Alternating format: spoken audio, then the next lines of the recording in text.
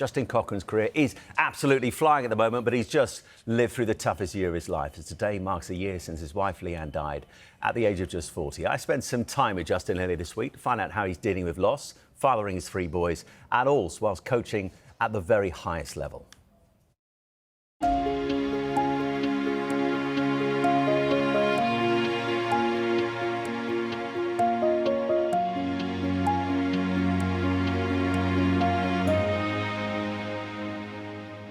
Just tell me a little bit about your journey into coaching. You're obviously at Tottenham with Thomas now, in England as well, which we'll come on to talk about. You had a playing career. Yeah.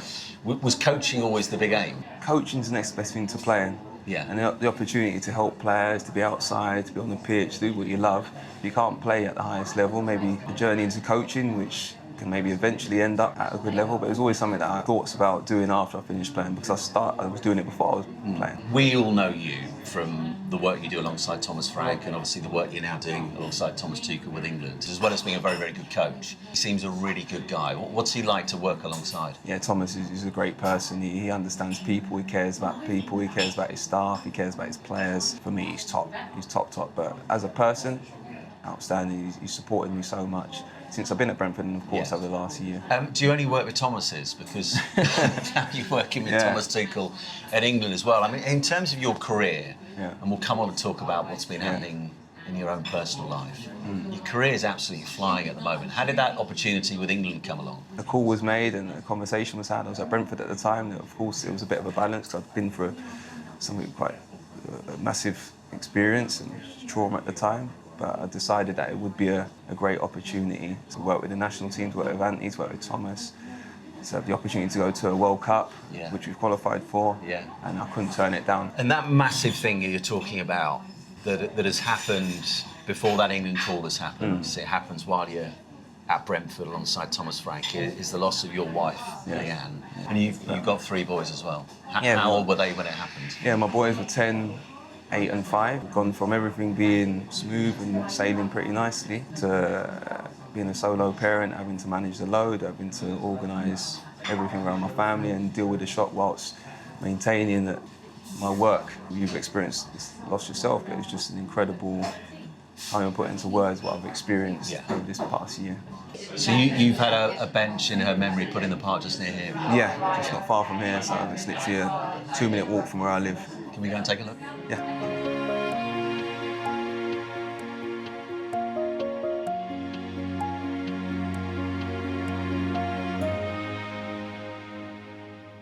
So, mate, tell me a little bit more about Leanne, kind of woman she was. Yeah, she was an incredible wife, incredible mother, just perfect for me, brought balance to the family and supported my journey in coaching and did whatever she could for the boys, you know, and my life was pretty much perfect. She was a massive part of that. She was a massive part of my progress as a coach and as a person. And how old was she when she got diagnosed? 2.5 months after her 40th birthday. And what was she diagnosed with? It's a rare form of thyroid cancer, and a plastic thyroid cancer, where the chances of survival were very, very slim. She was treated at the Royal Marsden Hospital. Dr. Kate Newboard was outstanding, the oncologist. And yeah, she's very honest with what we were facing. Leanne, although she didn't have many symptoms of illness, after 10 months she was no longer here, you know. The decline was pretty quick, very, very tough to see as a husband and to manage as a father. And it's two hammer blows, isn't it? One is you find out Leanne's ill. Yeah. And the diagnosis going forward, and then the ultimate hammer blow of losing her. You're at Brentford with Thomas Frank and the team. Yeah. How did you manage that period in terms of all the fears and worries I imagine you had about the future and what it was going to look like, whilst trying to do the job you're being paid to do? How do you do that? Yeah, it was incredibly tough. I had the support of the club, all the staff, and I told the players quite early on the situation, because they knew there'd be times I'd be away. How did they react? They were all supportive. They're fantastic. Christian Norgard, the captain, was just incredible throughout, and it was just constantly supporting. So there'd be days I'd have to go to appointments, there'd be training sessions that I missed, but they were all so supportive. That period was tough, because I've said previously that two things can coexist at the same time, so there was hope. Yeah. That maybe she could beat this. Yeah. The odds were very low, but there was still hope. But then there was also realism that if she does go, then, so the brain probably went to work on what might happen if she's not here. And that was tough. I had less sleep then than after she passed. So after she passed, I slept 5 hours before then when she was really ill, and I was dealing with those thoughts. It was 3 hours and having to go to work and having to operate despite the lack of sleep and tiredness, fatigue, etc., sadness. And when she finally went, describe what that felt like in terms of the immediate aftermath, how much pain you felt, how disconcerting it was, and in terms of how much Brentford helped you in that period, in terms of giving you space, how did that play out? It was a bit of a daze. It was like I was in shock. It felt like I'd been knocked out and I was still on my feet. I went into a mode of, OK, I've got to provide for my boys. I've got 3 sons. Leanne spoke about me just looking after them and looking after myself, and that I'd be equipped to do it. You know, I'm equipped to raise a boy. She married the right person. She's so glad that she had children with me. So that gave me that strength. Yeah. And although the days were tough and the nights were long, every time I got out of bed, I thought, OK, I've got to go now. I've got to try and find a way to get to the end of the day. I've got to find a way. And some days were harder than others, of course. But the support of family, the support of Brentford staff, players, and then probably the release that football can give you helps you get through the day. So you have a good training session, there's a bit of laughter, there's a bit of joy, there's a win on the weekend, it gives you a little temporary lift. Yeah. And then the reality sets in again, but then you keep going, you find the way, or I had to find the way. The reason why we stopped here is because this is the bench, this is where, as you mentioned, you used to come with Leanne. Yeah. Well, you've had a bench. Yeah, a memorial put here in bench memory. put here, yeah, so it's just, I wanted to do it so somewhere to sit. I don't live too far from here, and it's just a nice place to sit out here, the woods. How often do you come here? I've only had the bench put in last week, but previously we came here in the summer, 3 times a week. Even in the winter, nice long walks with the boys. So it holds a lot of memories. Yeah, it for you holds as a lot of well. memories, and I wanted it. I could have I wanted a place there because my kids like playing in the woods here. It's just somewhere you can sit, think, contemplate. That's one of the things that actually helped me, just learning just to sit and maybe switch off. Yeah. And let any thoughts that need to come out, let any emotions that need to come out, just come out, rather than maybe work, and filling your day with thoughts, filling your days with things to do. For you, when you were having your really tough days, and from my memories of going through this, it just comes in waves. It's 1 minute you're fine, the next minute, bang, you're on the floor again. How do you put that to one side to be able to do the job that you do so well? Yeah, it's not easy. The grief does come in waves. There was actually a moment when my first camp with England, I was on the way to Wembley, and I can't remember, a song came on the coach going to Wembley. I'd been with the staff maybe 5 days, and just started crying. I sat opposite Enrique Hilario, the goalkeeper coach, and he just, in that moment, he knew, he just gave me a hug. Great. And he's a great guy, and we're friends now, but at that moment, he just saw what was required. But that just hit me. It was like I've been fine for 5 days, and then I'll see the Wembley arches, and it just hit me there that she wasn't going to be with me that day. And is there that tension between allowing how you're feeling to come out, but also going, but I'm in a brand new job here, and OK, people know what's happened to Leanne, but I don't want them to see that maybe they've taken on someone who can't hack this at the moment. Was there that tension at all? Yeah, it hasn't happened much. Maybe that was one of the only occasions, but I try to let any emotion out. Any emotion that wants to show its face, I try to let it out. Yeah. And just hope it's not at work sometimes or in the middle of a game. But yeah, I think that's one thing I learned pretty soon, that whatever you're feeling, try and let it out. Yeah. And one of the things, Justin, about being in a relationship is you share life together. It's an obvious thing to say, but you share the highs, you share the lows. And I remember, because I lost my dad a few years back, that when I got the Soccer Saturday job, obviously I told my wife, Dorina, and my son, Ethan, the kids weren't around at this point. But you want to share that joy. Yeah. And I remember just feeling that sense of loss that I couldn't ring my dad because he loved his football. We were Norwich City season ticket holders for years together.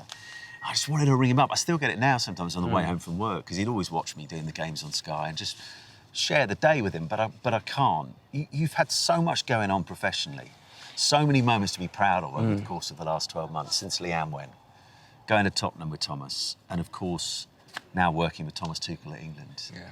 Has that been really tough, not being able to share that with Leanne? Yeah, I think the first one was the first Premier League win after she passed. That was tough. I went into the dressing room and reached her phone to maybe send her a text or check the WhatsApp that she might have sent me, and realised she can't do that anymore. Oh, and Thomas Frank was in his office, a couple of tears, and he consoled me, but that was tough. Then the next memorable moment was probably in June, when I was finalising the move to Tottenham. You want to get some advice, you want to share the good news, you want to say it's happening, and you just can't, And then finally, when we qualified for the World Cup out in Latvia, there was happiness in the dressing room, there was joy, there was cheering. people texting their loved ones, looking at their phone. I wanted to speak to Leanne and say, yeah, we're going to the World Cup. And I think for a split-second moment, you almost forget in the moment your reality's brought back, you know, the situation is brought back to you pretty soon, so you can experience the joy for a moment, but then, maybe in my experience, pretty quickly, the sadness is present. Yeah. If there are people watching, I've no doubt there will be, who right now are going through something really tough or are going through loss. And I'm thinking not to rule out women, but specifically men, because men historically not great in this country at expressing how they're feeling. What would your message be to them right now? Don't suffer alone. Find people to speak to, whether it's someone you trust, maybe someone anonymous, via a helpline, or the services that are out there for people who could be struggling. I also think that you do something for yourself each day, like take care of yourself, whether it's a long walk, whether it's a bit of exercise, whether it's eating well, whether it's just resting. You have to find strength somewhere. I think sometimes, in the lows, you've got to find a way to keep going. In football, they say you've got to dig in, or you got, but just find a way to keep going, take one day at a time, 1 hour at a time, one step at a time, but find a way. And that's what I've done. I think that's what I've tried my best to do and keep doing. Will there be some tough days? Of course there will. But just try and find a way to just keep going, keep speaking, and look after yourself. And a year since he lost Leanne. I know that earlier today, with the family, they gathered around the bench before he made his way to the Tottenham Hotspur Stadium for the game against Manchester United. And so, an amazing guy. Fascinating hearing his story, because I guess it underlines in so many different ways how we all respond to difficult things in life very differently. Yeah. You know, for me, when I went through the similar thing to Justin, I couldn't face work. But for him, it's almost been his salvation, but also he's been able to thrive as well. And you had a moment during your playing career, your dad was seriously ill. Yeah. In terms of how that affected you, did it affect your form, or actually did it almost spur you on in a funny kind of way? Yeah, well, first of all, that was so inspirational, absolutely fantastic piece.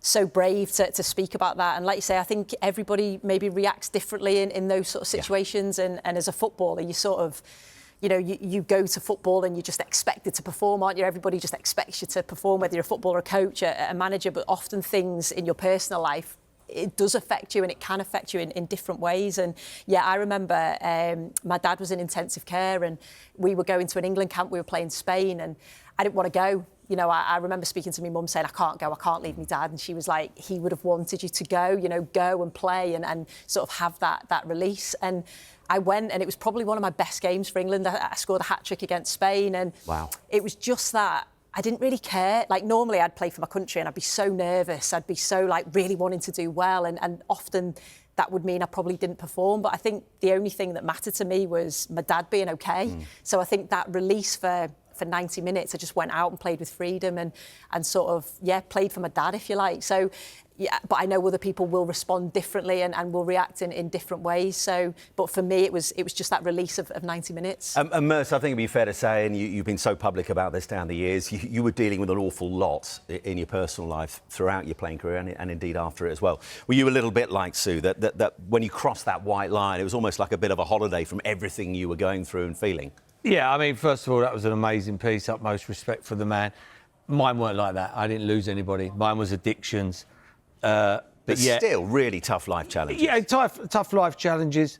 But yeah, that hour and a half, that football release. Do you know what I mean? Going on that pitch, and then that was my hour and a half of bliss. You're there. There's a saying in football, when you retire, you don't miss the football because you've come towards the end. It's the end of your time.